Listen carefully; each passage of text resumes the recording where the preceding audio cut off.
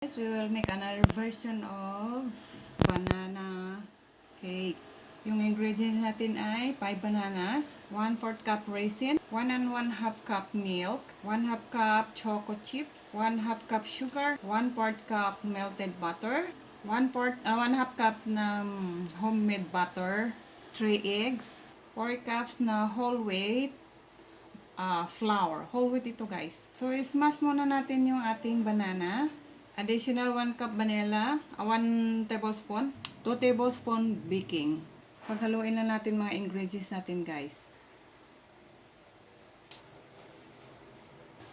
So, first procedure natin dito, i-oven na ay i-steam natin ng 30 minutes, tapos i-oven natin ng 15 minutes. Ilalagay na natin siya sa molder. Nalagyan ko na rin ng butter, melted butter.